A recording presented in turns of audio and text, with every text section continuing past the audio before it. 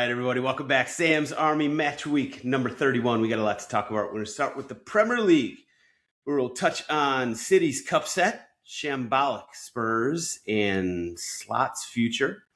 Halftime will be a pop quiz, of which I have not quite figured out. Might be Premier League related. We'll see. Rest of the world, we're missing the spicy Minuteman, so we'll touch on the U.S. men's national team quickly in their preview of the Belgium game coming up on Saturday, and then stoppage time with Ivan Toney's best bets and everyone's favorite segment, GOAWs. Now, time to welcome in this week's panel of beauties, starting with, well, it's a Tweedle-heavy panel.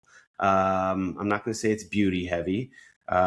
These guys have been giving me a lot of shit already. I will say mostly deserved. We will start with Mr. Mitchell Goulet. Intro question, same one for both of you. Best or worst spring break experience? I never went on a spring break. Never once. I didn't have bread like that when I was a kid. I stayed at my college house for most of our spring breaks and just like didn't go to not that was any different than my normal school time, but just didn't go to class 2.0 and really consumed during that week. But I've never really like gone anywhere, to be honest, so I don't really have a great answer. I mean, I don't know that you're really missing anything, so that's okay. Well, listen, maybe Mikey will have a different answer. So Mikey Fowler, best or worst spring break experience? Also the brokest boy at school. Random appearance. I went to Eustis, Maine, where Stephen King wrote a lot of books, and just got really high. That was my best spring break. Oh my God. There was no running water in it. Somebody had to wake up every 3 hours and put coal in the fire to stay warm, but it was a good time. All right, two broke boys, and then an unexpected appearance from the man himself, Tyler Terrence, who is, actually, I don't know where you are at the moment, but it's great to have you on the podcast. He is in an airport.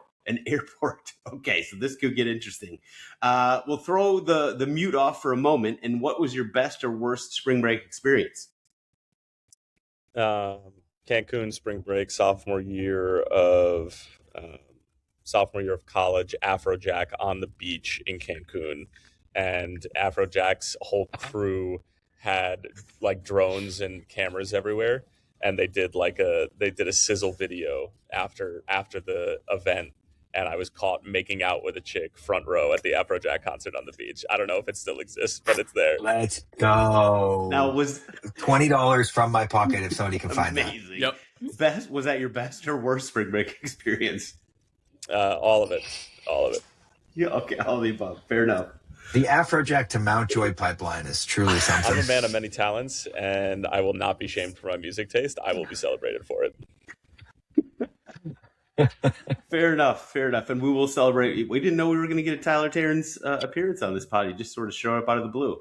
I might have to. If he's able to board that plane without us getting him violently removed from the airport, that'll be a win for Tyler. I like it. We'll see. Stay tuned. We'll find out. All right, everybody, if you're not in the Sam's Army Patreon, get in the Patreon now. You get access to the Discord, which is always 24/7, 365 every day. We're talking about something. Also, you get access to the live streams and Open Mikey. It's not the name. Whatever else. Everything is worth it. I don't know. Get in the Sam's Army Patreon, $3.99 a month. All right. Premier League. So before we get to the actual weekend games, let's talk quickly about the League Cup final.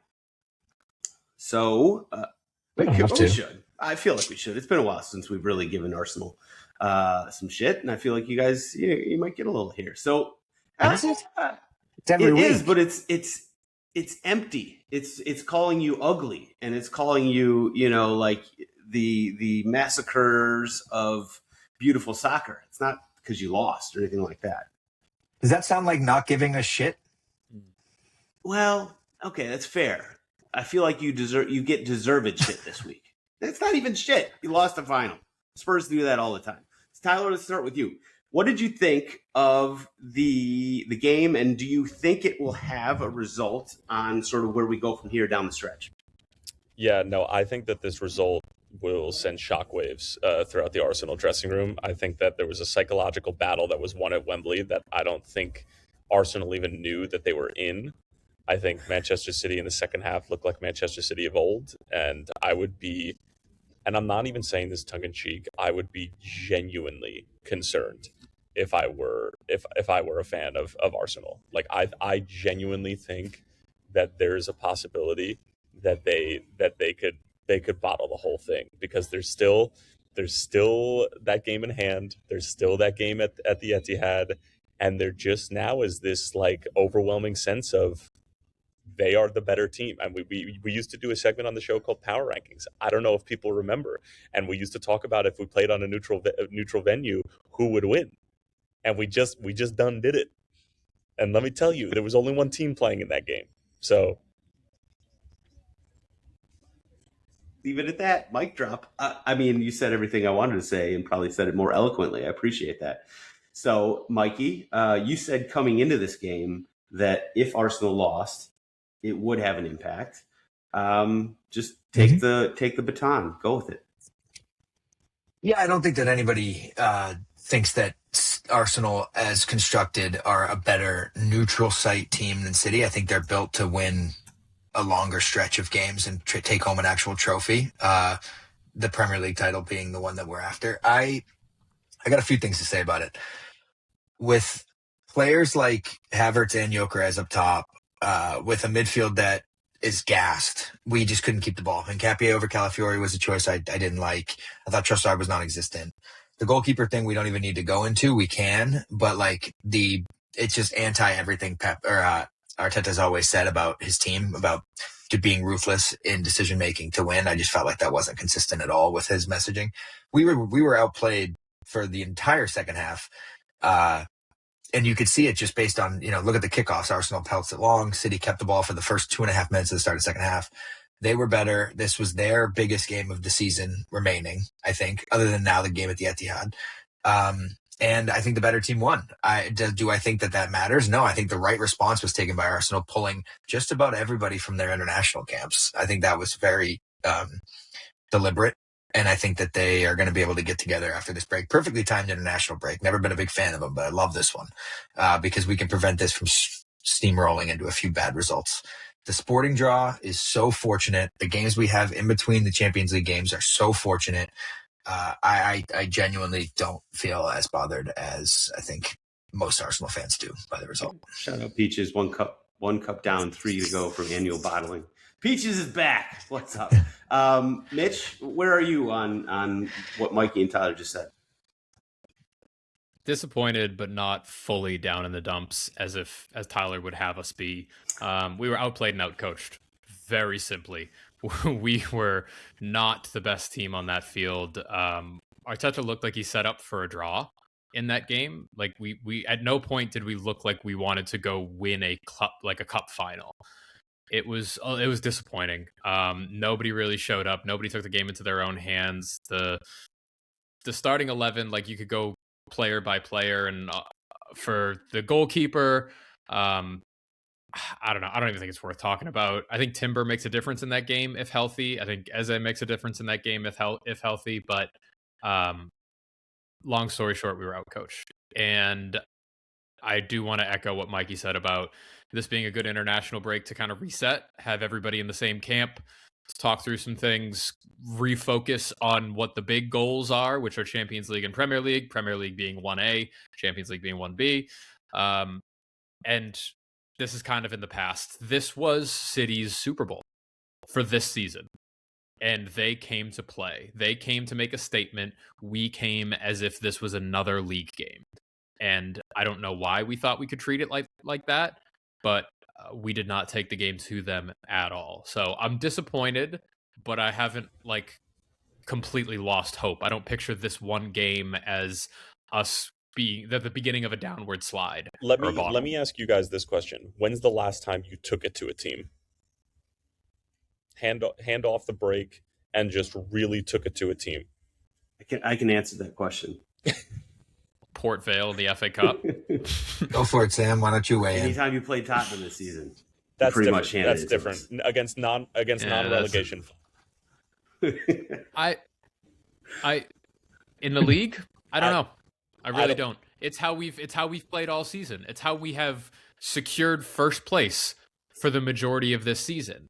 And I think Arteta sees that style of play and says, if that's what's going to win us the league, that's what's going to win us the league.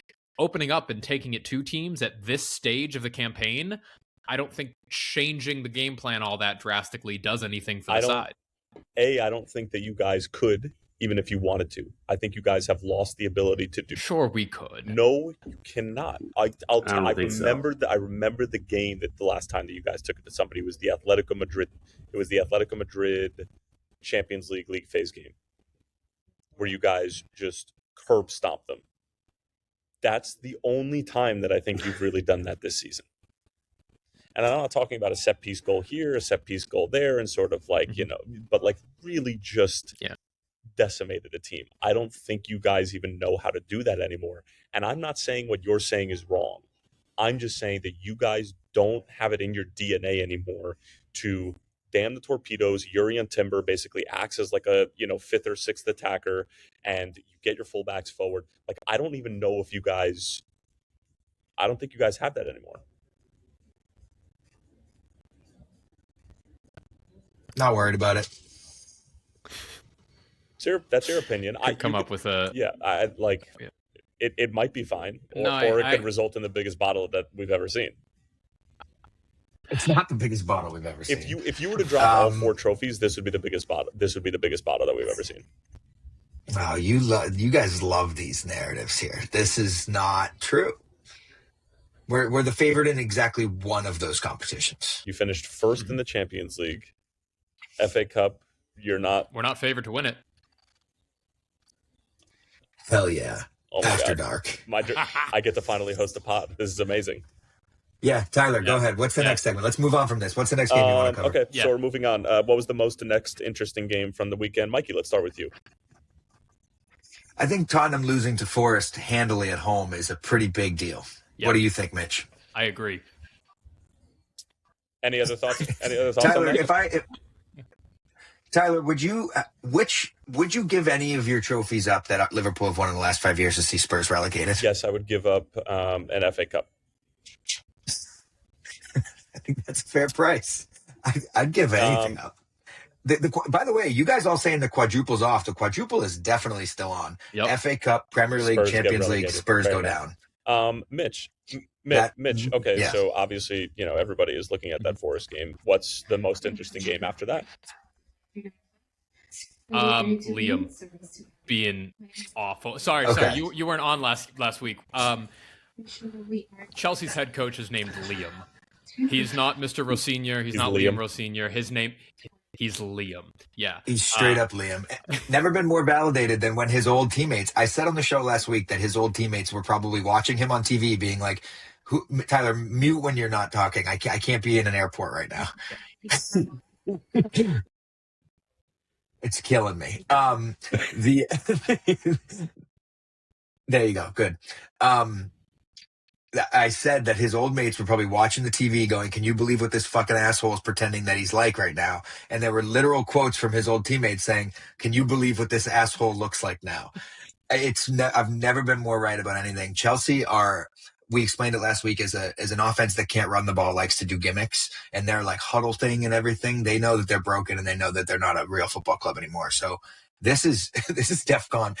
They already said he was coming back for next year. By the way, this is the most passionate I feel about any team in the Prem right now. He should be fired tomorrow. They have a joke they've elected a clown, and they need to get him out before it gets any worse. I very much believe that. Speaking of clowns and just sort of like crazy situations, I want to briefly touch upon Spurs for a second, because I think that one of the most Spursy things that could possibly happen to the club, and I'm saying this with like the utmost respect to the Tudor family.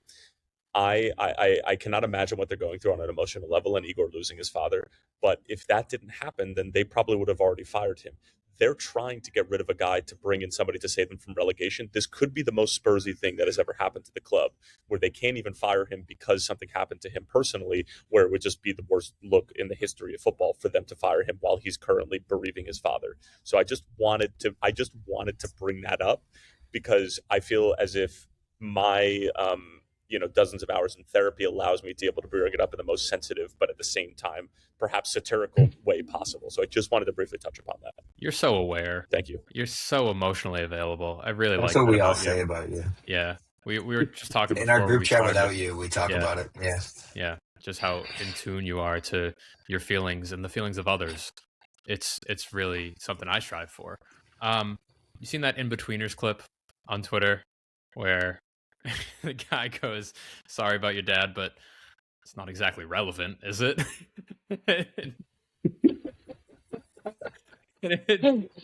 That's terrible. I'm sorry, but like, it's not exactly relevant, is it? On a human level, someone on this podcast can empathize, luckily, but not me, not today. Sorry. Yeah, so I've missed a little bit of what you guys are talking about. If you talk about the game, have you already talked about the game? Forest and Spurs? No, we were waiting for you. Fuck, Mikey, we almost. No, I'm kidding. We Mikey, did already talk almost about got it. We did away already with talk it. it. You could have just. Why couldn't you just have said yes?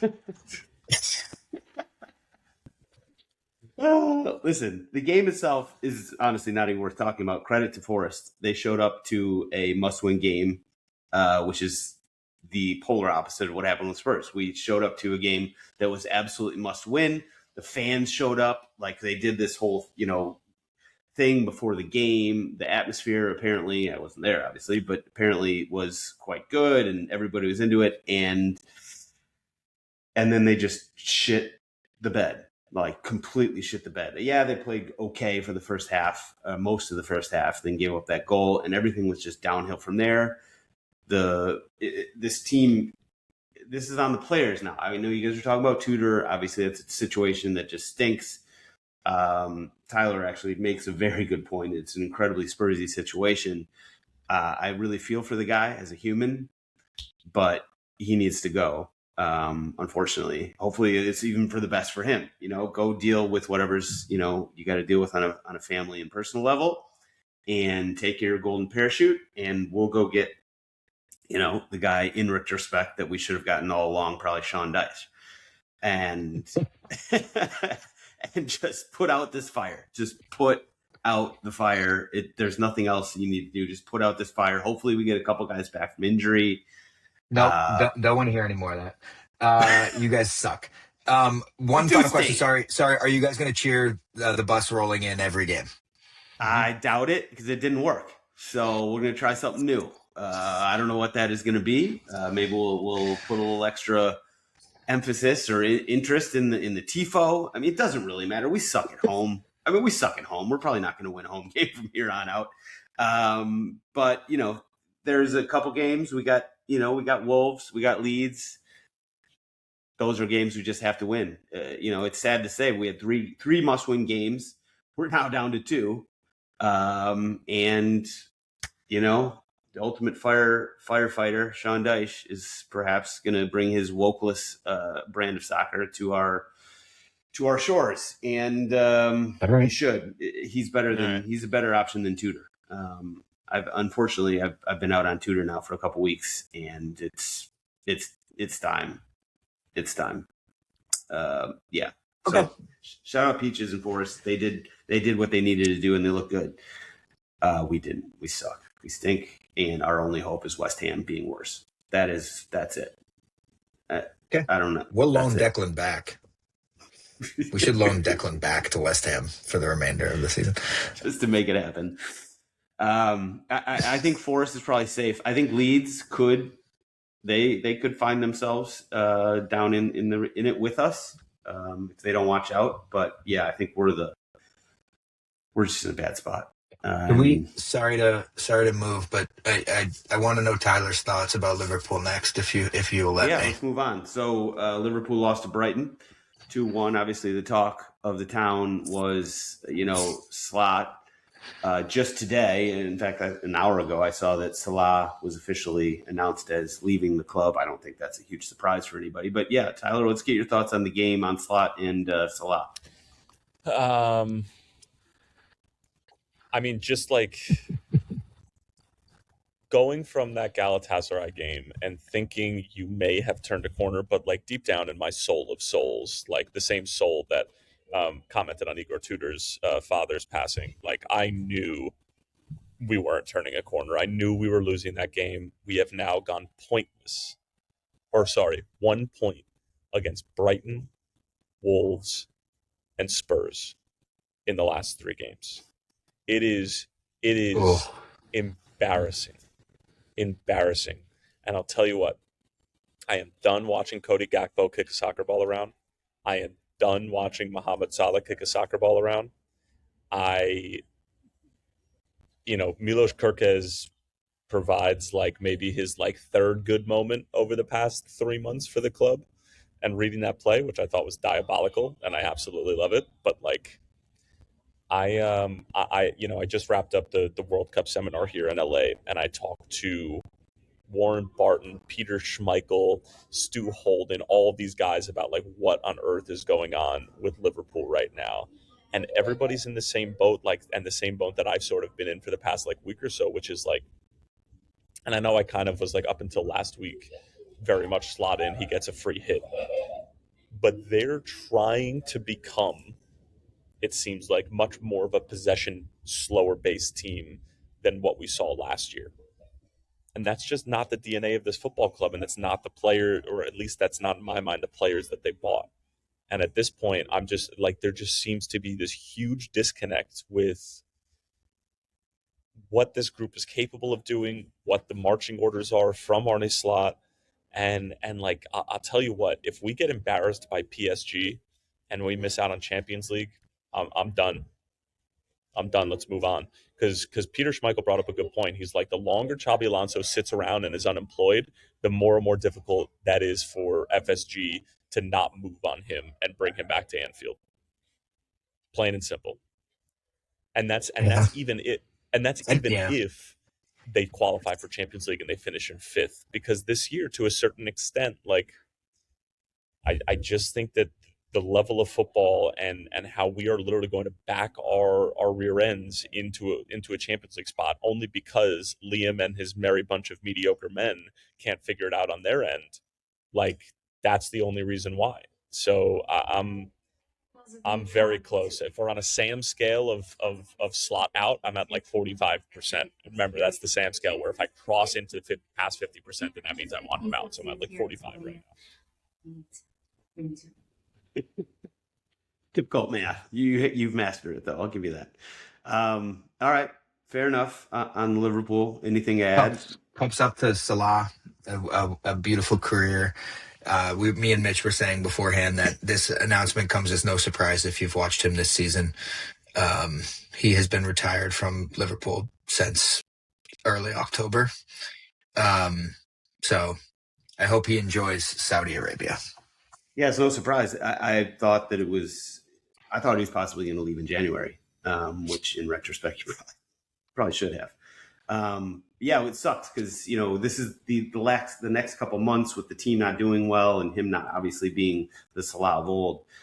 It's one of those things that really sucks for his legacy. But, I'm sure you guys can remember him as he was, as an amazing player. Maybe, I don't know. Anything else? Anything else there? Nope.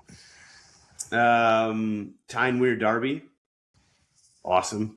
I'm so glad that's back in the Premier League now. It's a welcome return. The 90th minute winner for Sunderland was incredible. Obviously, the fan scenes in and inside and outside the stadium. I'm glad that Derby is back in the Premier League. You guys have hit a lot of these other ones. Leeds missed an opportunity. United Bournemouth. Any quick thoughts on United Bournemouth 2-2? No. Yeah, I have thoughts on Everton Chelsea. We already kind of hit on it. There wasn't really much else. Villa righted the ship for a minute. Yeah, thankfully. As I said, West Ham continuing to not get points. I think they're a better team than us right now. In fact, they just proved it. So don't even need to sort of hypothetically. West Ham is a better team than us right now. I just hope we somehow find a way to stay above them because I think that's our best shot. Mm-hmm. Fulham Burnley, no surprises there. Although Jimenez on those penalties, I know his record on penalties is incredible, but the way he stops on penalties, I'm saying this as a dyed-in-the-wool member of the Goal Scorers Union. That's against the rules. Like, it's objectively against the rules. I don't know how they allow that to happen. If I was GKO, I'd be very upset. All right. Can we talk about Arsenal losing again? I would love to, but I think we got to move on. If we're done with EPL, let's touch FPL real quick. Basically give Mikey his flowers. I know this week was not a good one for me. Sadly, I got 33 points. Yep, worst in the Council of Elders. Mikey's still up top by 1 million points. Mitch is in second. Tyler's in third. And then me and Tommy, or the ghost of Tommy, are bringing up the rear. Discord sickos. Mikey's still up top, not by about 57 points on Matthew Perry. Jamie Fryer in third, Dave K in fourth, and Dalton in fifth. And then shout out to the podcast Wide League, where finally somebody is ahead of Mikey. Luke McCulloch is in first, Shane Dunn in second, Mike Evans third, Ryan Nowland fourth, and Thomas Senef, Mikey's boy, still in fifth. Yeah, there we go. I guess we're done with Premier League because there's nothing going on this weekend. We got a international break, so no games to talk about. We can go at least about 10 days or 2 weeks with Tottenham not ruining my life for a little bit. So you know what? It's going to be a good week or two. We'll head to the halftime where I'll keep it short and sweet. Very short, very sweet. Mikey, Mitch, Tyler, give us the quick. This is a pop quiz instead of a weekly what if pop quiz. What are the odds? Who's the odds-on favorite to go down among West Ham, Tottenham, Forest, and Leeds? And just do those four in order. West Ham, Leeds, Spurs, Forest. Forest, Spurs. Do you think Forest is down there? I thought Forest would be the fourth. Yeah. West Ham definitely last. Yep. West Ham. West Ham's I would go West Ham, Leeds, Spurs, Forest.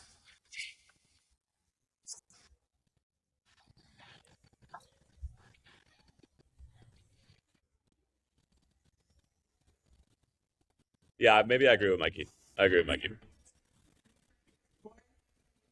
Answer: we got West Ham is the odds-on favorite to go down. I'm a little surprised by that, but I'm okay with it. Tottenham is next, then Forest, then Leeds. That's just the Arsenal money rolling in. That might be the Arsenal run. Yeah, listen, it's the odds makers. It's just follow where the money's going. So if Arsenal fans are putting money on it, then that could drive us down. Anyway, sad days. I suppose we could do a compliment corner for something related to Tottenham. We're not going to do that. We're going to move on to around the world. We're going to keep this short and sweet. I know we got places to be, people to see, and flights to catch. So around the world, we were going to skip the MLS spicy minute. So we will skip that. Tyler said there's too many, crying babies in the background there.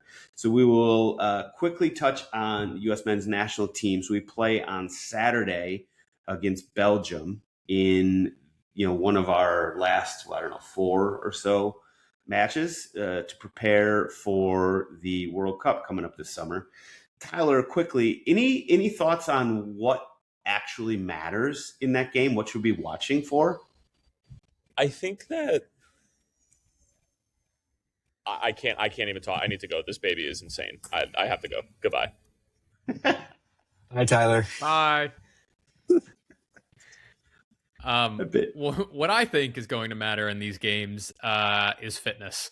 See who's match fit. MLS guys, handful of MLS guys coming in, handful of guys that are on the back end of their European seasons. I will be at both games too, down in Atlanta, Belgium and Portugal. If anybody listening wants to hit me up and get a bevy or two or feature in a video, hit me up, seriously. But specifically Sam's Army Discord members, by the way. But this doesn't feel like this feels like there's still some wiggle room in this roster than what we're going to see in June. There still looks like there's some players who are getting one last look before we really, really decide on a 26-man roster for June. And I don't know why. Like we should have a 93% ironed out roster at this point. But there's some names on here. Why are we taking 4 goalkeepers for 2 friendlies? Why? I just nothing about that makes sense. Taking these guys away from, and how many of them are? Yep, all MLS guys. Cool, very good, dude. We used to be a serious goalkeeping nation. We used to have like That's a great point. we really had a dude named the Secretary of Defense. Are you fucking kidding me? And with all the sports that we as Americans play with our hands, I'd like us to see, or I'd like to see us have some better goalkeeping prospects. I know Gaga Slonina is big and an American. He's over in Europe. Chituro Odunze is like a 6'7" big kid in Charlotte now. We have big goalkeepers, but I need somebody to go and step in and own that number 1 spot because too many question marks at a very important position. That's a good summation. The fact, as soon as I saw Gio Reyna on the roster, I knew that this roster had some wiggle room and had some elasticity to it, which I was surprised by based on what, some of the things Pochettino had said last window. He's like, we're going to nail down the roster. We're done with experimenting. No, we're not, which, yeah, I think the big picture is it's not good. We're not where we want to be right now, which is unfortunate. Now, Mikey, we know you followed the national team closely. Any thoughts here? I want to see Cardoso in the midfield. Mm-hmm. I just want to see him play there. I want to see him play there for a long period of time, and I want to see why there's a bang-on starter for Atletico Madrid who can't play for our country. I need to know why. It's bothering me a lot. So I need to see it with my own eyes and be like, yeah, he actually sucks. Because as far as I'm concerned, if you can play for Diego Simeone, you should probably be able to get into a Tyler Adams midfield. No offense. But offense. I don't know. I gave my projected lineup in the Discord, and then immediately everyone was like, we play 5 at the back. And I'm like, well, I don't fucking care anymore. Well, that was fun for like 15 seconds. But McKinney, Tessman, Cardoso midfield would get me to watch. And other than that, I don't care.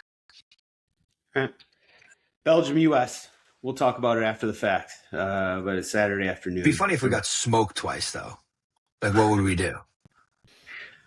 What can we do? I mean, we're kind of in a spot right now. I don't want to listen to anybody and anybody's opinions after we get smoked. Like, if we get beat 3-0 by Belgium, 4-0 by Portugal.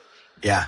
Dude, this is going to be I've talked to people who are like tangential U.S. soccer fans that are aware that the U.S. is coming this summer, but are like, wait, is it here in my city? Is it like in L.A.? Like where? Like those type of people. The perception of the U.S. men's national team right now very much mirrors the perception of MLS in relation to other major sports in the country, in that cool, but not serious. And if we don't perform in these 2 friendlies, I think the general perception of the U.S. men's national team going into the biggest sporting event in the summer is going to be shambolic. Unfortunately, that's not what I'm rooting for. Sadly, no, it's not what I'm rooting for either. But you brought it up, and no, it is for me. So it is. I know. Okay. Yeah, Mitch, you're lost. We're talking to an England fan here. Yes. He's a 3-line future holder. I think looking ahead, if we just get smoked in these games, even though, big picture doesn't matter, the vibes are going to be so bad. And, because we're basically going to have a casual fan base who are not going to care because if the U.S. team looks like we're going to just shit the bed in the World Cup, casual fans aren't going to get excited about it. And then you're going to have the U.S., the hardcore fan base who's just going to be up in arms and, shitting a brick. Rightly so, perhaps. It's just not going to be fun. It's going to be fun for nobody. So these games don't matter, but at the same time, they kind of do. All right. Fun times. We're going to skip over the MLS sprint season. MLS did announce that they're doing a quick 4-month season at the beginning of 2027 to prepare the league to, get their calendar in line with the rest of the world or most of the rest of the world. So interesting. I don't think that's a big surprise. It's just sort of interesting thing to look forward to next spring. We will move on to stoppage time. So Ivan Toney's best bets. Get a little shout out to the Oakland Roots right there. Very nice jersey. Unfortunately, I don't have the hat. I'm on the road, as you can probably tell, looking behind me. So I don't have the hat, which actually makes a lot of sense because this is one of those weeks with the international break, especially the first week of the international break. We really got to do some digging to find you guys some winners here, which is unfortunate because I've actually been doing really well and finally climbed out of the hole I was in, and I was actually back in the green. I'm a little nervous about this. So maybe officially I'm going to say these are half unit plays because we have to dig so deeply. So let's give it to you. Ivan Toney's best bets. We're going to do the overtrain 5 aside Wednesday through Sunday. These games are all going over 2.5 unless otherwise noted. So we're going to start on Wednesday where Seattle Reign and Kansas City Current in NWSL. Thursday, we're going to the UEFA World Cup qualifying playoff. Turkey is hosting Romania. Friday, we're going to the A-League down under, the women's A-League. Brisbane Roar is hosting Perth Glory. Saturday, we'll go to the Eerste Divisie, second division in the Netherlands, where Willem II is hosting De Graafschap, and that's over 3.5, by the way. Sunday, we're going to the Colombian League, where Deportivo Pasto is hosting Atlético Nacional. I don't feel great about him, but you know what? Let's go win some monies on that. Mitch, what do you got? Ivan Toney's best bet. I got 4 for you. Ooh. Scotland, Japan under 2.5. Portugal moneyline against Mexico. Spain moneyline against Egypt. France moneyline against Brazil. I don't know what that comes out to. Something like plus 700. Okay, so we're parlaying. Okay. Yeah. Okie dokie. Mikey, what do you got?